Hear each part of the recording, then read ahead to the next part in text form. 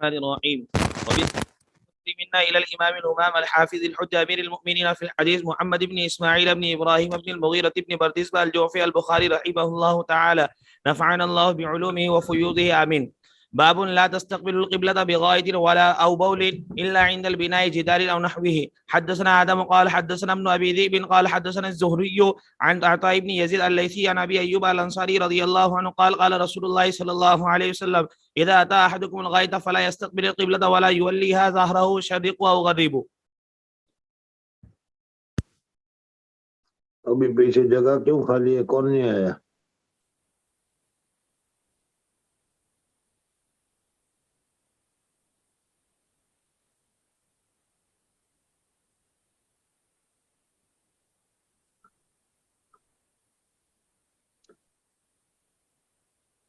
بسم اللہ الرحمن الرحیم. الحمدللہ رب العالمین والصلاة والسلام علی سید الانبیاء والمرسلین محمد وآلہ وصحبہ اجمعین. اما بعد. مصنف رحمۃ اللہ تعالی علیہ نے ترجمۃ الباب جو منعقد کیا، لا تستقبل القبلۃ بغائط او بول الا عند البناء جدار او نحوہ. پیشاب کرتے ہوئے یا پاخانہ کرتے ہوئے قبلہ کی طرف منہ کرنا اور قبلہ کی طرف پیٹ کرنا جائز ہے کہ نہیں؟ مصنف رحمۃ اللہ تعالی علیہ نے ترجمۃ الباب میں اس مسئلے کو ذکر کیا. نواز پوروں کا پھول کے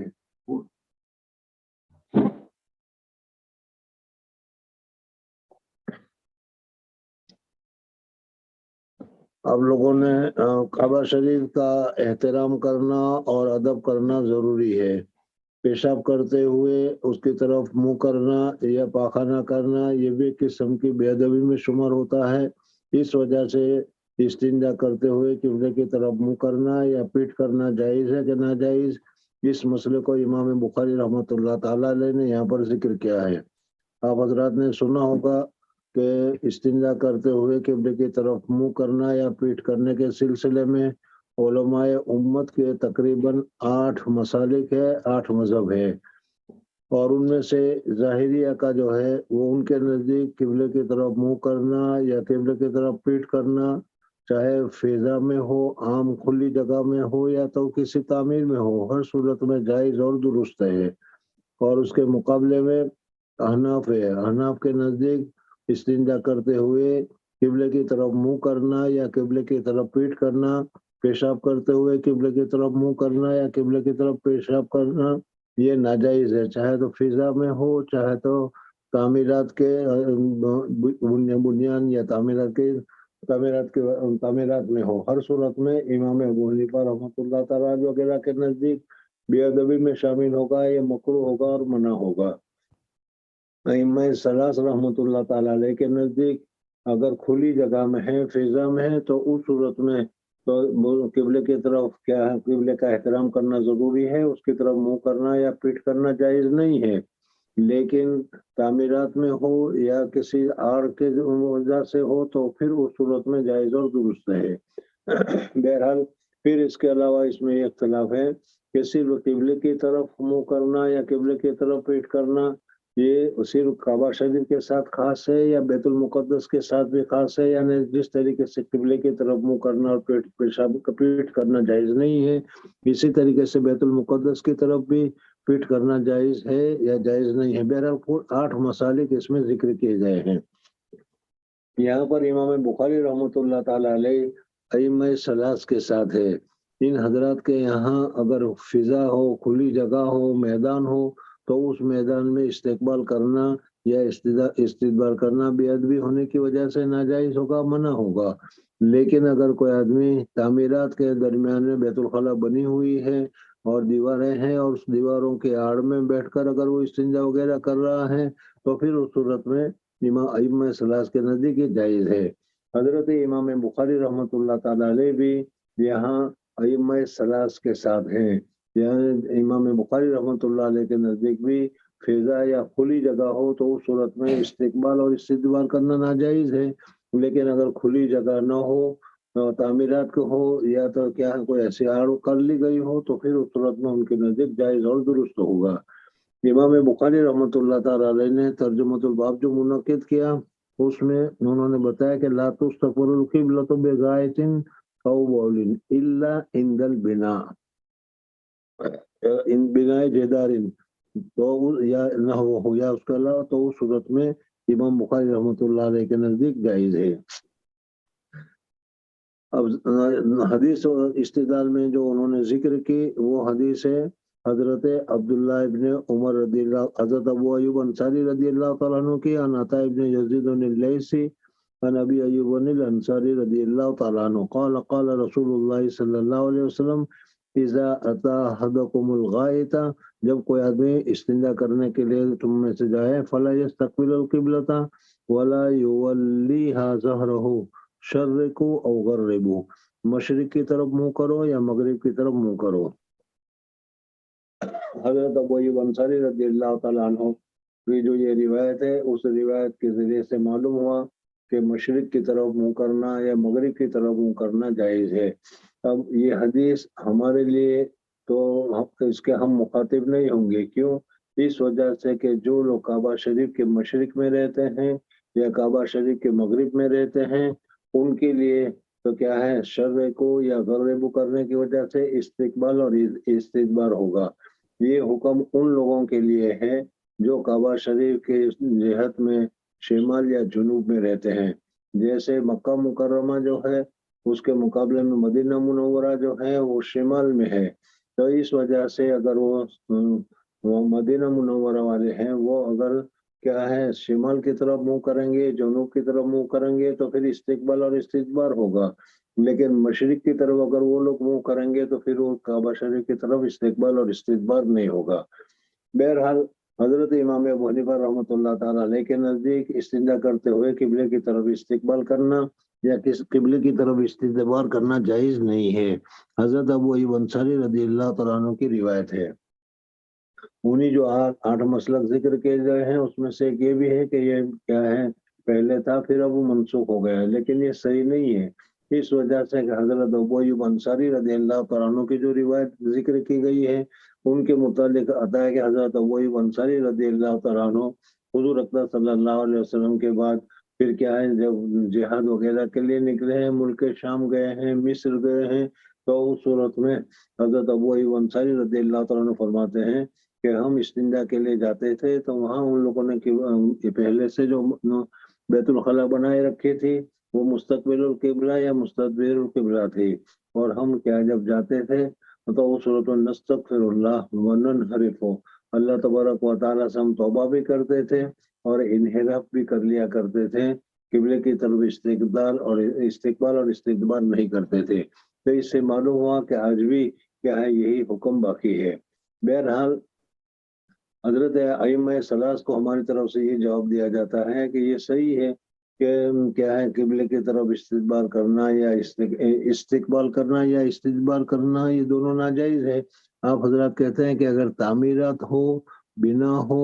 تو اس صورت میں بیت الخلاء بنے ہوئے ہو تو اس صورت میں کیا ہے استقبال اور استدبار کرنا منع نہیں ہے، یہ صحیح نہیں ہے۔ اس وجہ سے کہ آج بھی ہمارے اور کعبہ شریف کے درمیان میں بہت سارے آڑے ہیں اور بہت ساری تعمیرات وغیرہ ہیں، بہت سارے مکانات ہیں، بہت سارے کیا ہے جنگل کے درختوں کی بھی آڑ وغیرہ ہیں، اس وجہ سے کیا ہے یہ جائز ہونا چاہیے، لیکن اس صورت میں تمہارے یہاں بھی جائز نہیں ہے، تو معلوم ہوا کہ کعبہ شریف کی بے ادبی ہوتی ہے، اس وجہ سے استقبال کرنا بھی جائز نہیں ہے اور استدبار کرنا بھی جائز نہیں ہے۔ جی باب من مصنف رحمۃ اللہ تعالی علیہ نے ترجمۃ الباب ذکر کیا، اس میں تو بتایا کہ لا تستقبل القبلۃ بغائط او بول الا عند البناء، یعنی بنا کے وقت میں، یہ ترجمہ جو انہوں نے ذکر کیا، اور حدیث جو ذکر کی اس حدیث میں بنا کا تذکرہ نہیں ہے۔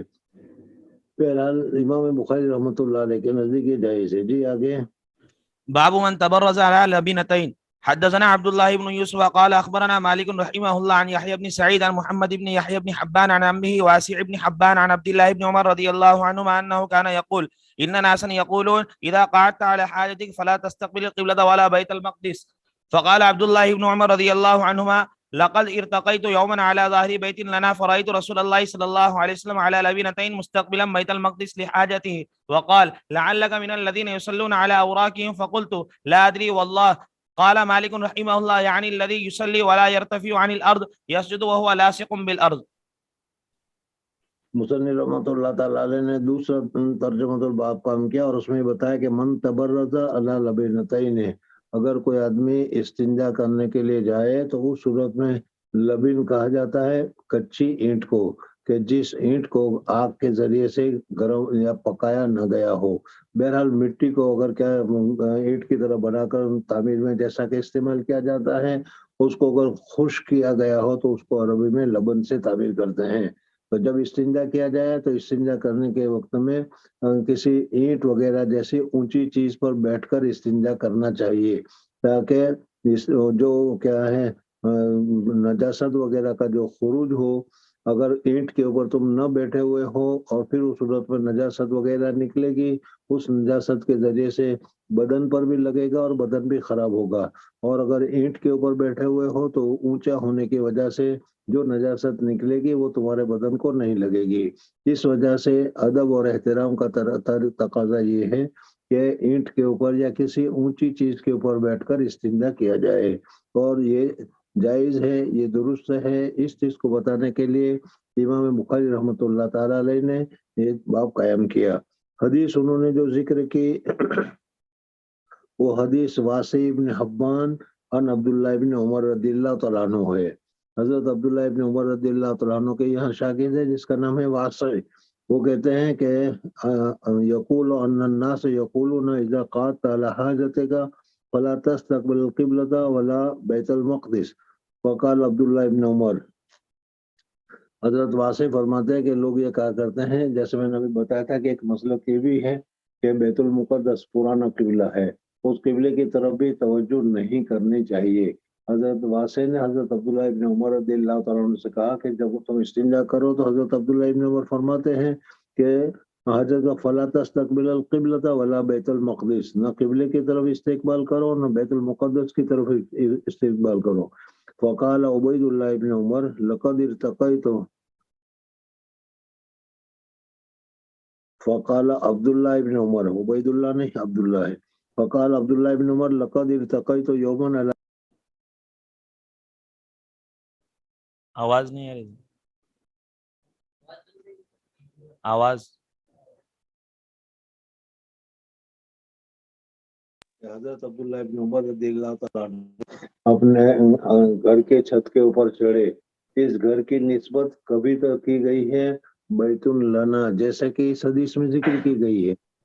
बाद मर्तबा इस घर की निस्बत की गई है हजरत हफ्सा रज़ियल्लाहु ताला अन्हा की तरफ। तो इसका जवाब ये है कि असल में ये घर था हजरत हफ्सा रज़ियल्लाहु ताला अन्हा को हुजूर अकरम सल्लल्लाहु अलैहि वसल्लम ने बना कर दिया था। इस वजह से इस घर की निस्बत अगर हजरत हफ्सा रज़ियल्लाहु ताला अन्हा की तरफ की जाए तो ये हकीकी है। और फिर हजरत हफ्सा रज़ियल्लाहु ताला अन्हा का वारिस कोई नहीं था,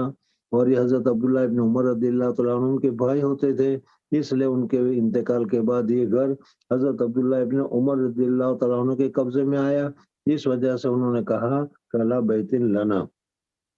अला ज़हर बैतिन लना फराइद रसूलुल्लाह सल्लल्लाहु अलैहि वसल्लम, बस देखा मैंने हुजूर अकरम सल्लल्लाहु अलैहि वसल्लम को कि हुजूर सल्लल्लाहु अलैहि वसल्लम इस्तिंजा फरमा रहे हैं और दो ईंटों के ऊपर तशरीफ फरमा है।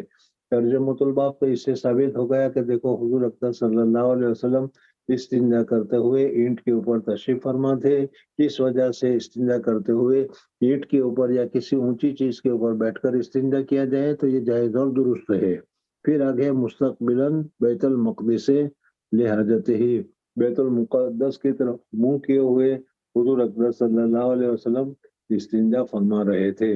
इस हदीस से ये मालूम हुआ कि बैतुल मुक़द्दस की तरफ अगर मुंह कर लिया जाए तो ये मुंह करना मना नहीं है, सिर्फ काबा शरीफ का एहतराम लाजिम और ज़रूरी है। इस वजह से काबा शरीफ की तरफ मुंह करना और पीठ करना ये जायज़ नहीं है। काबा शरीफ के अलावा जो दूसरी जो मकानात है जिसको हम बैतुल्लाह से ताबीर करते हैं, जिसको दूसरे लफ्ज़ों में हम मसाजिद वगैरह कहते हैं, तो उस मसाजिद की तरफ अगर मुंह किया जाए تو یہ منع نہیں ہے۔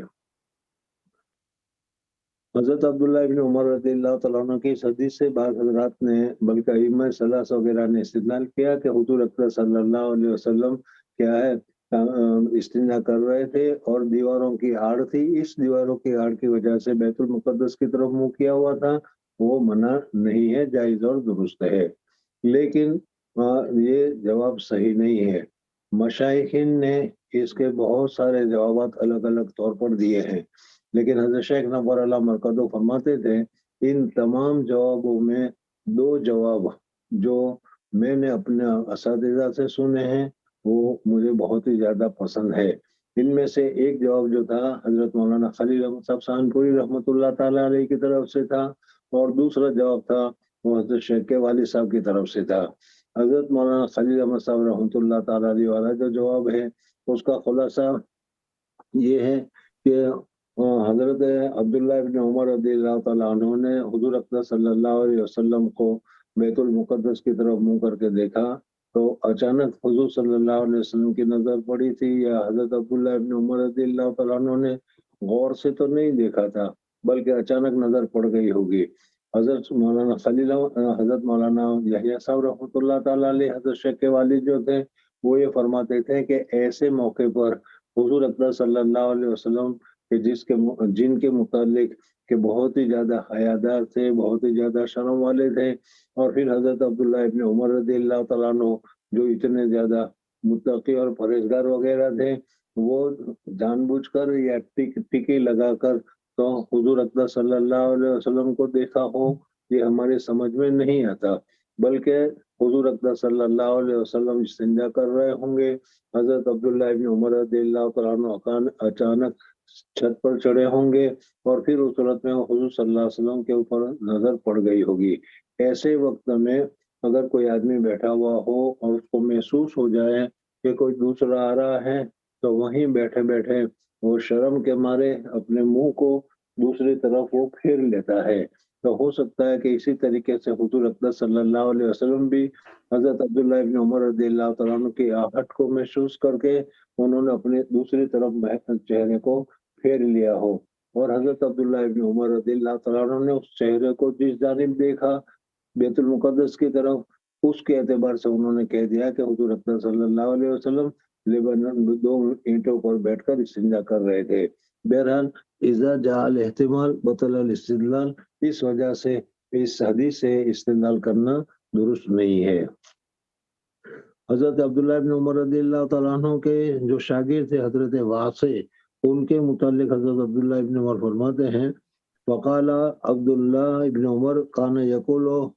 عبداللہ ابن عمر لقد التقيت يوما على ظهر بيت لنا فرأيت رسول الله صلی اللہ علیہ وسلم على لبنتين مستقبلا بیت المقدس لحاجته۔ وقال، یہ وقالہ سے فاعل ہے حضرت عبداللہ ابن عمر رضی اللہ تعالیٰ عنہ، اور وہ اپنے شاگرد حضرت واسع رضی اللہ رحمۃ اللہ تعالیٰ علیہ سے کہہ رہے ہیں لعلک من الذین یصلون علی اوراقہم،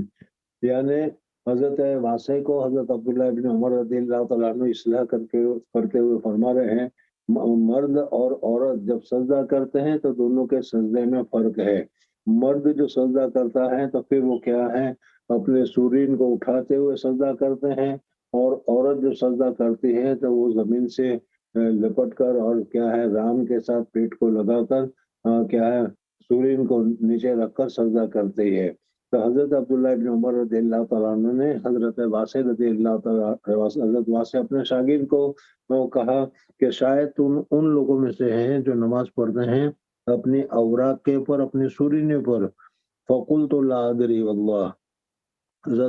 پھر وہ فرماتے ہیں کہ میں نے کہہ دیا کہ میں جاہل ہوں، معلوم نہیں ہے مجھے۔ فقلت لا ادری واللہ۔ قال مالک یعنی الذی یصلی ولا یرتفع عن الارض، جو حضرت واسع کے متعلق جو کہا کہ دیکھو اصل امام مالک فرماتے ہیں کہ جب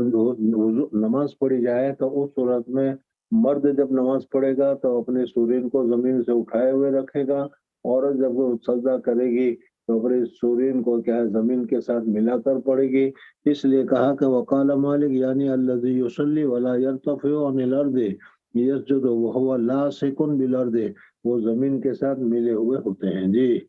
باب خروج النساء الى البراز. حدثنا يحيى بن بكير قال حدثنا الليث قال حدثني عقيل عن ابن شهاب عن عروة عن عائشة رضي الله عنها أن أزواج النبي صلى الله عليه وسلم كنا يخرجن بالليل إذا تبرزن إلى المناسي وهي صعيد أفيح. وكان عمر رضي الله عنه يقول للنبي صلى الله عليه وسلم احجب نساءك، فلم يكن رسول الله صلى الله عليه وسلم يفعل. فخرجت سودة بنت زمعة زوج النبي صلى الله عليه وسلم ليلة من الليالي عشاء، وكانت امرأة طويلة، فناداها عمر رضي الله عنه: ألا قد عرفناك يا سودة، حرصا على أن ينزل الحجاب، فأنزل الله الحجاب.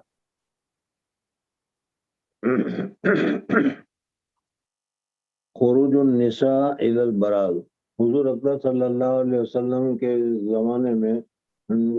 औरतें और मर्दे, चूँकि उस ज़माने में बैतुल खला घरों में बने हुए नहीं हुआ करते थे, इस वजह से वो बैतुल खला के लिए वो बराज खुली मैदान, वसी ज़मीन को कहा जाता है। बड़े वसी मैदान और बड़ी लंबी क्या खाली ज़मीन हो, उसको कहा जाता है। तो इस्तिंजा के वक्त वो लोग ऐसी जगह पर जाया करते थे, जैसे मौजूदा ज़माने में भी बहुत सी जगह अपने घरों में बैतुल खला न होने की वजह से क्या है, खेतों में या मैदानों में लोग इस्तिंजा करने के लिए जाया करते हैं। हुजूर अकबर सल्लल्लाहु अलैहि वसल्लम के ज़माने में जब वक़रन फी बुयूतिकुन्न नाज़िल हुआ, तो फिर उस सूरत में क्या है, उनको बैतुल खला के लिए बाहर जाने की इजाज़त नहीं हुई। लेकिन उसमें भी यही है कि अगर घरों में बैतुल खला बने हुए हैं हो, तो फिर उस सूरत में अब खुले में इस्तिंजा करने के लिए जाने की ज़रूरत नहीं है, बल्कि क्या है, अपने घरों में इस्तिंजा करें। लेकिन अगर घरों में बैतुल खला वगैरह का इंतज़ाम नहीं है, तो फिर उस सूरत में बाहर निकलने की इजाज़त है, मर्दों के लिए भी और औरतों के लिए भी। इससे पहले जो रिवायत आई थी, आगे हजरत आयशा सिद्दीक़ा रज़ी अल्लाह तआला अन्हा की रिवायत आएगी, उसमें ये तरीका बतलाया गया कि सहाबी औरतें जो थी वो रात को इस्तिंजा के लिए अंधेरा होता था, उस घरों में बैतुल खला नहीं होती थी, इस वजह से वो इस्तिंजा करने के लिए बाहर निकला करती थी। हुजूर अकबर सल्लल्लाहु अलैहि वसल्लम की अज़वाज मुतहरात भी इसी तरीके से रात को बाहर निकला करती थी। हजरत आयशा सिद्दीक़ा रज़ी अल्लाह तआला अन्हा फरमाती हैं कि एक मर्तबा में इसी तरीके से घर से बाहर इस्तिंजा करने के लिए निकली थी। बहरहाल इस्तिंजा करने के लिए अगर घर में बैतुल खला न हो, तो औरतों के लिए बाहर चटियल मैदान में, बराज चटियल मैदान में निकलना जायज़ और दुरुस्त है। अन आयशा अन्ना अज़वाजुन नबी सल्लल्लाहु अलैहि वसल्लम कुन्न यखरुजन बिल्लैल, हुजूर अकबर सल्लल्लाहु अलैहि वसल्लम के ज़माने में घरों में बैतुल खला नहीं था, इस वजह से बैतुल खला के लिए औरतें रात को घरों से बाहर निकला करती थी। इज़ा तबर्रुज़ना इलल मनासे वही सईदन, हजरत उमर फारूक रज़ियल्लाहु तआला अन्हु हुजूर अकबर सल्लल्लाहु अलैहि वसल्लम से बार बार गुजारिश करते थे कि या रसूलुल्लाह सल्लल्लाहु अलैहि वसल्लम, आपके दुश्मन यहूद बहुत हैं और आपकी अज़वाज मुतहरात रात को बाहर निकलती है, ये खतरे से खाली नहीं है, इस वजह से आप अज़वाज मुतहरात को बाहर निकलने से मना कर दीजिए, रोक दीजिए। लेकिन चूंकि अल्लाह तबारक व तआला की तरफ से ममानत वारिद नहीं हुई थी, इस वजह से हुजूर अकबर सल्लल्लाहु अलैहि वसल्लम अज़वाज मुतहरात को मना नहीं करते थे। लेकिन हजरत उमर फारूक रज़ी अल्लाह चाहते थे कि पर्दे का हुक्म नाजिल हो जाए और हुजूर अकबर सल्लल्लाहु अलैहि वसल्लम के अज़वाज वगैरह पर्दे का एहतमाम करें। इस वजह से हजरत उमर फारूक रज़ी अल्लाह तआला अन्हु अज़वाज मुतहरात के मुतालिक बहुत तशदीद, बहुत शिद्दत से क्या है, मना किया करते थे। एक मरतबा हजरत सौदा रज़ी अल्लाह तआला अन्हा, हजरत सौदा रज़ी अल्लाह तआला अन्हा हुजूर अकबर सल्लल्लाहु अलैहि वसल्लम के अज़वाज में बहुत ही ऊंची और क्या है, डील डोल किस्म की औरत थी। वो बाहर निकली तो हजरत उमर फारूक रज़ी अल्लाह तआला अन्हु ने खास तौर पर हजरत सौदा को कहा कि सौदा, हमने आपको पहचान लिया कि आप सौदा है। ये हुजूर अकबर सल्लल्लाहु अलैहि वसल्लम के पास गई और जाकर शिकायत की कि हजरत उमर फारूक रज़ी अल्लाह तआला अन्हु हमको बाहर निकलने से मना करते हैं। تو حضور اقدس صلی اللہ علیہ وسلم نے چونکہ اس وقت تک اللہ تبارک و تعالیٰ کا کوئی حکم نازل نہیں ہوا تھا، اس وجہ سے حضور اقدس صلی اللہ علیہ وسلم نے منع نہیں کیا، لیکن حضرت عمر فاروق رضی اللہ تعالیٰ عنہ چاہتے تھے، اللہ تبارک و تعالیٰ نے پھر یہ حکم نازل فرمایا کہ عورتوں کو گھروں میں رہنا چاہیے اور گھروں سے باہر نہیں نکلنا چاہیے۔ ہاں، استنجا وغیرہ کے لیے تو مجبوری ہے، اگر ایسی مجبوری ہو تو گھر سے باہر نکلنا درست ہے، لیکن اگر مجبوری نہ ہو تو پھر اس صورت میں گھروں سے باہر نہیں نکلنا چاہیے۔ حضرت عمر فاروق رضی اللہ تعالیٰ عنہ جو جیسا چاہتے تھے، اللہ تبارک و تعالیٰ نے بھی ویسا ہی حکم نازل فرمایا۔ اس کو موافقات عمر سے تعبیر کیا جاتا ہے کہ حضرت عمر فاروق رضی اللہ تعالیٰ عنہ جیسا حکم چاہتے تھے، اللہ تبارک و تعالیٰ نے ویسا ہی حکم نازل فرما دیا۔ تقریباً 12 یا 16 مقام ایسے ہیں کہ جس میں حضرت عمر فاروق رضی اللہ تعالیٰ عنہ نے چاہا، اللہ تبارک و تعالیٰ نے ویسا ہی حکم نازل فرما دیا۔ یہ موافقات عمر میں تعبیر کیا جاتا ہے۔ وکان عمر یقول للنبی صلی اللہ علیہ وسلم، حضور اقدس صلی اللہ علیہ وسلم سے حضرت عمر فرمایا کرتے تھے،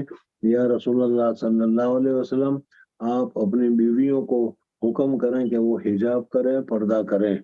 نساء کو فلم یکن رسول اللہ صلی اللہ علیہ وسلم یفعلوا، حضور اقدس صلی اللہ علیہ وسلم تو اللہ تبارک و تعالیٰ کے رسول تھے، اس وجہ سے کوئی دوسرا آدمی چاہے کتنی اچھی بات بتائے، لیکن اللہ کا حکم جب تک نہیں ہوگا حضور اقدس صلی اللہ علیہ وسلم اس حکم کو صادر نہیں فرمائیں گے۔ اس وجہ سے حضرت عمر فاروق رضی اللہ تعالیٰ عنہ نے حضور اقدس صلی اللہ علیہ وسلم کو بہت ہی اچھا مشورہ دیا، لیکن حضور اقدس صلی اللہ علیہ وسلم حضرت عمر کے رضی اللہ تعالیٰ عنہ حضرت عمر کے مشورے سے منع کرنے والے نہیں تھے، اس وجہ سے حضور اقدس صلی اللہ علیہ وسلم نے ازواج مطہرات کو منع نہیں کیا۔ حضرت عمر فاروق رضی اللہ تعالیٰ عنہ چاہتے تھے کہ اسی طریقے سے کوئی ایسی بات ہوتی رہے، کرتی رہے، جن کی وجہ سے ان کو کیا ہے تکلیف ہو، اور اس تکلیف کی وجہ سے اللہ جل جلالہ اللہ تبارک و تعالیٰ کے محبوب ہیں، محبوب کے ازواج ہیں، اس وجہ سے اللہ تبارک و تعالیٰ کی طرف سے حکم آ جائے گا، یہ سمجھ کر حضرت عمر فاروق رضی اللہ تعالیٰ عنہ ازواج مطہرات سے ارشاد فرمایا کرتے تھے۔ چنانچہ حضرت سودا رضی اللہ تعالیٰ عنہ رات کو نکلی اندھیرے میں، ان کے ڈیل ڈول کو دیکھ کر حضرت عمر فاروق رضی اللہ تعالیٰ عنہ نے فرمایا کہ سودا، ہم نے آپ کو پہچان لیا۔ ان کو برا لگا، جا کر انہوں نے حضور صلی اللہ علیہ وسلم سے شکایت بھی کی کہ حضرت عمر فاروق رضی اللہ تعالیٰ عنہ اس طریقے سے ارشاد فرما رہے ہیں۔ اللہ تبارک و تعالیٰ کا پھر حکم نازل ہو گیا۔ خرجت سودۃ بنت زمعہ زوج النبی صلی اللہ علیہ وسلم لیلۃ من اللیالی عشاءً، وکانت امرأۃ طویلۃ، لمبی عورت تھی، فناداها عمر، حضرت عمر رضی اللہ تعالیٰ عنہ نے کہا، الا قد عرفناک یا سودا، یا سودا، ہم نے تم کو دیکھ لیا، ہم نے تم کو پہچان لیا۔ یہ آواز حضرت عمر فاروق رضی اللہ تعالیٰ عنہ نے لگائی، اور یہ لگانے کا مقصد حضرت سودا رضی اللہ تعالیٰ عنہ کو چھیڑنا، حضرت سودا رضی اللہ تعالیٰ عنہ کو مذاق کرنا وغیرہ نہیں تھا، بلکہ حرصاً علی ان ينزل الحجاب، کیا اس وجہ سے حضرت عمر فاروق رضی اللہ تعالیٰ عنہ نے ایسا کیا کہ وہ چاہتے تھے کہ حجاب کا حکم نازل ہو جائے، اور جب تک حجاب کا پردے کا حکم نازل نہیں ہوگا یہ عورتیں باہر نکلنے سے نہیں رکے گی۔ اس وجہ سے وہ اس قسم کی حرکت کرتے تھے تاکہ ان کو دل میں رنج ہو، تکلیف ہو، اور یہ اللہ تبارک و تعالیٰ کے محبوب یا اللہ تبارک و تعالیٰ کے محبوب کی گھر والیاں ہیں، اس وجہ سے جب ان کو رنج ہوگا تو اللہ تبارک و تعالیٰ کی طرف سے حکم جلدی نازل ہوگا۔ اس وجہ سے حضرت عمر فاروق رضی اللہ تعالیٰ عنہ کا فانزل اللہ الحجاب، اللہ تبارک و تعالیٰ نے حجاب کو نازل فرمایا۔ جی حدثنا زكريا قال حدثنا ابو اسامه عن هشام بن عروه عن ابي عن عائشه رضي الله عنها عن النبي صلى الله عليه وسلم قال قد اذن لكن ان تخرجن في حاجتكن، قال هشام يعني البراز۔ حضور اقدس صلی اللہ قرآن پاک میں جیسا کہ میں نے ابھی بتایا کہ وہاں کیا ہے، اپنے گھروں میں بیٹھی رہو اور زمانے جاہلیت کی طرح باہر گھومنا پھرنا بند کر دو۔ جب یہ آیت نازل ہوئی تو حضرت عائشہ صدیقہ رضی اللہ تعالیٰ عنہ فرماتی ہے کہ استنجا کے لیے جن گھروں میں بیت الخلا وغیرہ نہیں تھے تو بیت الخلا بننے سے پہلے استنجا کے لیے حضور اکرم صلی اللہ علیہ وسلم نے نکلنے کی اور خروج کی اجازت مرحمت فرمائی تھی۔ موجودہ زمانے میں بھی اگر بیت الخلا گھر میں موجود ہو تو باہر جانے کی ضرورت نہیں ہے، لیکن جن دیہاتوں میں جن علاقوں میں گھروں میں بیت الخلا نہیں ہے یا بیت الخلا کا انتظام نہیں ہے تو ایسے وقت میں اگر کیا ہے بیت الخلا کے لیے واسع اور کھلی جگہ پر اگر جانا چاہیں تو جا سکتے ہیں۔ جی باب التبرز في البيوت. حدثنا ابراهيم بن المنذر قال حدثنا انس بن عياض عن عبيد الله بن عمر عن محمد بن يحيى بن حبان عن واسع بن حبان عن عبد الله بن عمر رضي الله عنهما قال ارتقيت عن ظهر بيت حفصة لبعض حاجتي فرأيت رسول الله صلى الله عليه وسلم يقضي حاجته مستدبر القبلة مستقبل الشام. مصنف رحمۃ اللہ تعالی علیہ نے ترجمۃ الباب میں بتایا کہ تبرج میں پہلے بتایا تھا کہ عرب لوگوں کو بدبو سے نفرت ہے، خوشبو کو بہت زیادہ پسند کرتے ہیں، اس وجہ سے گھر میں اگر بیت الخلا وغیرہ بنایا جائے گا تو بیت الخلا کے بدبو کی وجہ سے کیا ان کو اذیت ہوگی، تکلیف ہوگی، اس وجہ سے وہ گھر میں بیت الخلا وغیرہ نہیں بناتے تھے اور اس کی جگہ پر واسع اور کھلی جگہ میں جا کر میدانوں میں یا کھیتوں میں جا کر استنجا وغیرہ کیا کرتے تھے۔ لیکن یہ بھی ایک ضروریات میں سے ہے، اس وجہ سے اگر گھر میں بیت الخلا بنایا جائے تو یہ گھر میں بیت الخلا بنانا جائز اور درست ہے۔ التبرج فی البیوت، اور حضرت حفصہ رضی اللہ تعالیٰ عنہ، حضرت عبداللہ ابن عمر رضی اللہ تعالیٰ عنہ کی حدیث ہے جو بھی گزری کہ حضرت عبداللہ ابن عمر رضی اللہ تعالیٰ عنہ حضرت حفصہ رضی اللہ تعالیٰ عنہ کا مکان تھا، اس مکان کے چھت پر ایک مرتبہ چڑھے، اچانک دیکھا کہ حضور اکرم صلی اللہ علیہ وسلم اینٹ کے اوپر تشریف فرما کر ملک کے شام کی طرف منہ کے ہوئے استنجا فرما رہے ہیں۔ جی حدثنا يعقوب بن ابراهيم قال حدثنا يزيد بن هارون قال اخبرنا يحيى عن محمد بن يحيى بن حبان ان عمه واسع بن حبان اخبره ان عبد الله بن عمر رضي الله عنهما اخبره قال لقد ظهرت ذات يوم على ظهر بيتنا فرأيت رسول الله صلى الله عليه وسلم قاعدا على لبنتين مستقبل بيت المقدس. چلو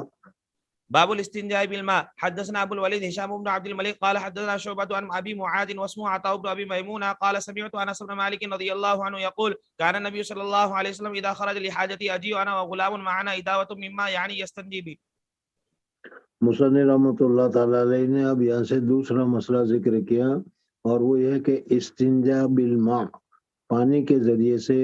پیشاب کرنے کے بعد یا پانی کے ذریعے سے پاخانہ کرنے کے بعد ناپاکی کو زائل کرنا درست ہے یا درست نہیں ہے۔ اصل جو مسئلہ تھا وہ تمہیں معلوم ہے کہ استنجا کرنے کے بعد صحابہ کرام رضوان اللہ تعالی علیہ اجمعین کے دور میں پانی کا استعمال نہیں ہوتا تھا، بلکہ ڈلے کے ذریعے سے وہ صاف کر لیا کرتے تھے، نجاست کے صاف ہو جانے کے بعد وہ جگہ پاک قرار دی جاتی تھی۔ اور موجودہ زمانے میں بھی تم نے دیکھا ہوگا کہ ٹشو پیپرز ایسے ہوتے ہیں کہ جو اسی چیز کے لیے صفائی ہی کے لیے بنائے جاتے ہیں اور استنجا وغیرہ میں رکھے جاتے ہیں۔ تو اگر کوئی آدمی پانی کو استعمال کرنے کے بجائے اگر اس ٹشو پیپر کا استعمال کر لے تو یہ ٹشو پیپر کا استعمال کرنا بھی جائز اور درست ہے۔ حضور اکرم صلی اللہ علیہ وسلم کے زمانے میں اس طریقے سے استنجا کرنے کے وقت میں پانی کا استعمال نہیں کیا جاتا تھا۔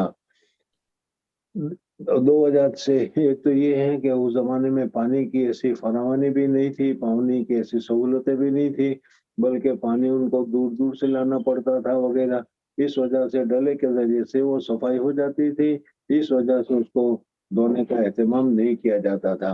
حضور اکرم صلی اللہ علیہ وسلم کے زمانے میں اور اسی طریقے سے موجودہ زمانے میں اب کیا ہے، پانی کی سہولت کی وجہ سے اگر پانی استعمال کیا جائے تو یہ صورت میں جائز اور درست ہے۔ تو اصل مسئلہ یہ ہے کہ استنجا کے لیے پانی کا استعمال کرنا درست ہے یا پانی کا استعمال کرنا درست نہیں ہے، اس وجہ سے کہ کھانے پینے کی چیزیں جو ہے اس سے استنجا کرنے کو مکروہ قرار دیا گیا ہے، اس سے استنجا کرنے کو منع کیا گیا ہے۔ مثلا اگر کوئی آدمی روٹی کے ذریعے سے اگر استنجا کر رہا ہے تو اس صورت میں چونکہ اس کی رزق کی بے ادبی ہے، اس وجہ سے یہ ناجائز ہے اور منع ہوگا۔ تو اسی طریقے سے بعض حضرات فرماتے ہیں کہ پانی بھی مطعوم ہے، پیا جاتا ہے، اس وجہ سے اس کو استنجا میں استعمال کرنا اس پینے والی چیز کو یا مطعوم چیز کی ایک قسم کی بے ادبی ہے، بے حرمتی ہے، اس وجہ سے جائز نہیں ہے۔ لیکن صحیح یہ ہے کہ استنجا کرنے کے لیے پانی کا استعمال کرنا جائز اور درست ہے۔ بہرحال اس ترجمے کو مصنف رحمۃ اللہ تعالی علیہ نے یہاں پر ذکر کیا اور بتایا الاستنجاء بالماء، یعنی پانی کے ذریعے سے استنجا کرنا جائز اور درست ہے۔ حضور اقدس صلی اللہ علیہ وسلم اذا خرج لحاجتہ، جب حضور اقدس صلی اللہ علیہ وسلم استنجا کے لیے باہر تشریف لے جاتے تھے، اجیو انا و غلام معنا، یعنی میں اور ایک غلام ہم آتے تھے، ہمارے پاس ایک ایدا ہوا برتن ہوتا تھا پانی کا بھرا ہوا، اور حضور اقدس صلی اللہ علیہ وسلم اس پانی کے ذریعے سے استنجا فرماتے تھے۔ تو معلوم ہوا کہ حضور اقدس صلی اللہ علیہ وسلم نے بھی پانی کے ذریعے سے استنجا کیا ہے، لہذا استنجا کرنے کے لیے اگر پانی کا استعمال کیا جائے تو یہ جائز اور درست ہے۔ جی باب من حمل معه الماء لطهوره. وقال ابو الدرداء رضي الله عنه اليس فيكم صاحب النعلين والطهور والوساد. حدثنا سليمان بن حرب قال حدثنا شعبة عن عطاء بن ابي ميمونة قال سمعت انس رضي الله عنه يقول كان النبي صلى الله عليه وسلم اذا خرج لحاجته تبعته انا وغلام منا معنا اداوة من ماء. حضور اقدس من حمل معه الماء لطهوره، اگر کوئی آدمی استنجا کے لیے جائے اور اس میں ساتھ میں پانی کا اہتمام کرے یا پانی کا لوٹا بھر کر ساتھ میں لے جائیں تو یہ جائز اور درست ہے۔ اور اس کا ثبوت یہاں پر بتا رہے ہیں کہ حضور اقدس صلی اللہ علیہ وسلم جب استنجا کے لیے تشریف لے جاتے تھے تو حضور اقدس صلی اللہ علیہ وسلم کے ساتھ پانی کا لوٹا ہوا کرتا تھا، اور اس کے ذریعے سے حضور اقدس صلی اللہ علیہ وسلم کے استنجا کرنے کے لیے، اور حضور اقدس صلی اللہ علیہ وسلم استنجا کے بعد وضو کرتے تھے، اس وجہ سے وضو کرنے کے لیے پانی کا لوٹا ساتھ میں ہوتا تھا۔ قال النبی صلی اللہ علیہ وسلم قال ابو الدرداء، حضرت ابو درداء رضی اللہ تعالیٰ عنہ کی حدیث ہے۔ حضرت ابو درداء رضی اللہ تعالیٰ عنہ حضور اقدس صلی اللہ علیہ وسلم کے انتقال کے بعد پھر جب صحابہ کرام رضوان اللہ تعالیٰ علیہ مجمعین دنیا میں پھیل گئے ہیں، دین حضور صلی اللہ علیہ وسلم کی سنتوں کو، حضور اقدس صلی اللہ علیہ وسلم کی شریعت کو نشر و اشاعت کرنے کے لیے، تو اس وقت حضرت ابو درداء رضی اللہ تعالیٰ عنہ ملک عراق میں چلے گئے تھے۔ بہرحال ملک عراق میں جب کوئی دوسرا صحابی ان سے ملا، پوچھا، وہ حضرت ابو درداء رضی اللہ تعالیٰ عنہ سے کوئی مسئلہ پوچھنے کے لیے گئے، تو حضرت ابو درداء رضی اللہ تعالیٰ عنہ نے پوچھا کہ بھائی تم کون ہو، کہاں سے آئے ہو؟ اور اس وقت میں کیا ہے، قال ابو الدرداء لیس فیکم صاحب النعلین، کیا تمہارے اندر صاحب النعلین یعنی حضور اقدس صلی اللہ علیہ وسلم کی نال کو، جوتے مبارکوں کو اٹھانے والے حضرت عبداللہ ابن مسعود رضی اللہ تعالیٰ عنہ ہمیشہ حضور اقدس صلی اللہ علیہ وسلم کے جوتے کو اٹھا لیا کرتے تھے، اس وجہ سے ان کا لقب ہی صاحب النعلین پڑ گیا تھا۔ تو انہوں نے کہا کہ کیا تمہارے حضرت عبداللہ ابن مسعود رضی اللہ تعالیٰ عنہ اور کیا حضرت عبداللہ ابن عباس رضی اللہ تعالیٰ عنہ ایسے جلیل القدر صحابی موجود ہیں، ان کے ہوتے ہوئے تم میرے پاس کیوں مسئلہ پوچھنے کے لیے آئے؟ تو اس وقت یہاں پر پھر کہا کہ صاحب النعلین و صاحب الطہور والوساد، تو چونکہ حضور اقدس صلی اللہ علیہ وسلم کے ساتھ استنجا کے وقت میں حضرت عبداللہ ابن عباس رضی اللہ تعالیٰ عنہ وغیرہ پانی کا انتظام کرتے تھے، پانی کو لے جایا کرتے تھے، پانی حضور صلی اللہ علیہ وسلم کے خدمت میں پانی لے کر ساتھ رہا کرتے تھے، اس وجہ سے ان کا نام ہی پڑ گیا تھا صاحب الوسادہ، صاحب النعلین، صاحب الماء۔ تو اس وجہ سے کہا کہ کیا تمہارے یہاں عبداللہ ابن عباس نہیں ہے جو حضور صلی اللہ علیہ وسلم کے ساتھ استنجا کے پانی کا انتظام کیا کرتے تھے؟ اور ابھی کا حدیث گزری کہ جس کی وجہ سے حضور اقدس صلی اللہ علیہ وسلم نے فرمایا کہ بھائی یہ کام کس نے کیا، کس نے پانی رکھا؟ تو بتایا گیا کہ حضرت عبداللہ ابن عباس رضی اللہ تعالیٰ عنہ نے۔ حضور اقدس صلی اللہ علیہ وسلم بہت خوش ہو گئے کہ حضرت عبداللہ ابن عباس رضی اللہ تعالیٰ عنہ کتنے سمجھدار ہیں کہ ابھی حضور صلی اللہ علیہ وسلم کو پانی کی ضرورت پیش آئے گی، اس وجہ سے سوال کرنے سے پہلے ہی پانی کا انتظام کر دیا، اور حضور اقدس صلی اللہ علیہ وسلم نے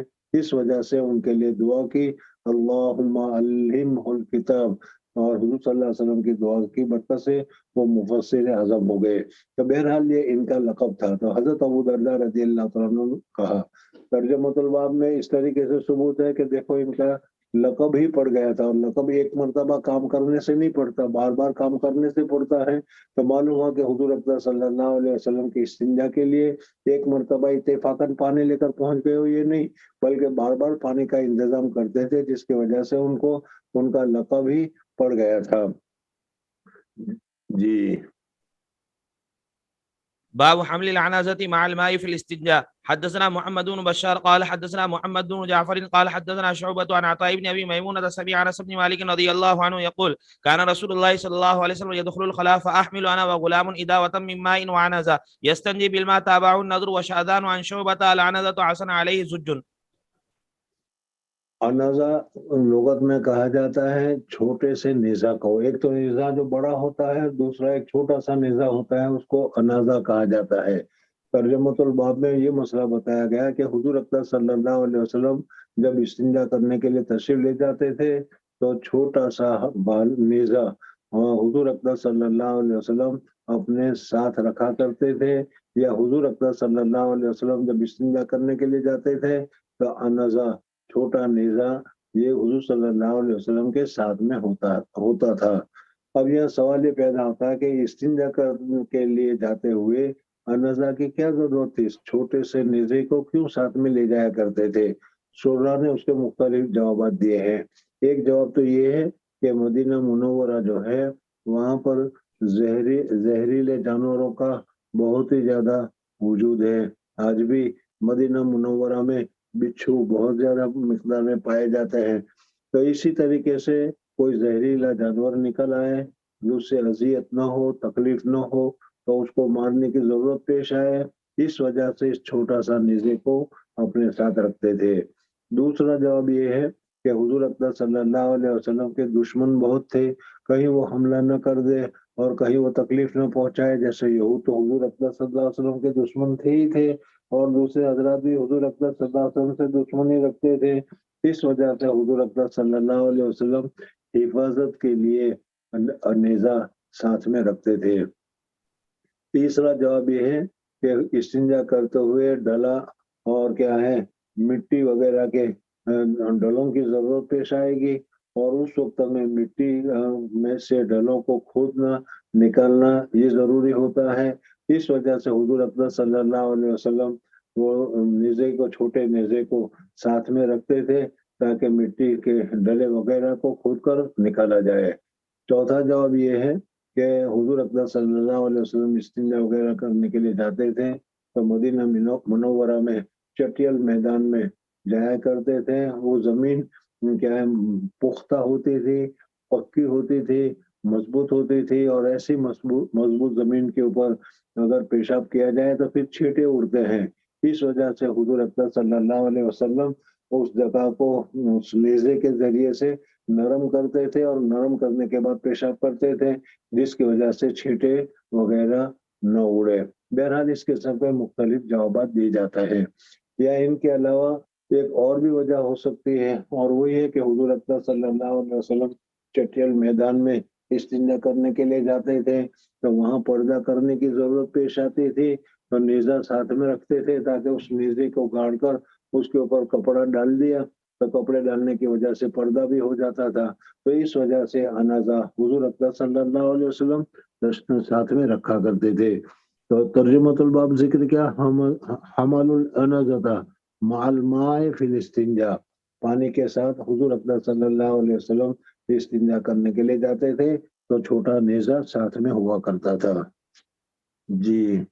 باب النهي عن الاستنجاء باليمين. حدثنا معاذ بن فضلة قال حدثنا هشام هو الدستوائي عن يحيى بن ابي كثير عن عبد الله بن ابي قتادة عن ابي رضي الله عنه قال قال رسول الله صلى الله عليه وسلم اذا شرب احدكم فلا يتنفس في الاناء واذا اتى الخلاء فلا يمس ذكره بيمينه ولا يتمسح بيمينه. मुसन्नि रहमतुल्लाह ताला अलैह ने अभी गुज़िश्ता बाब में जो हदीस जिक्र की, कान रसूलुल्लाह सल्लल्लाहु अलैहि वसल्लम यदखुलुल खला फअहमलु अना व गुलामुन इदावतुन मिन माइन व अनाज़तुन यस्तंजी बिल माए ताबहु नज़र व साज़ान सवान। अल अनाज़ा किसको कहते हैं? एक लकड़ी होती है और उसके ऊपर क्या है, लोहे का एक क्या है जज चढ़ा हुआ होता है, जिसको मैंने छोटा नेज़ा से ताबीर किया।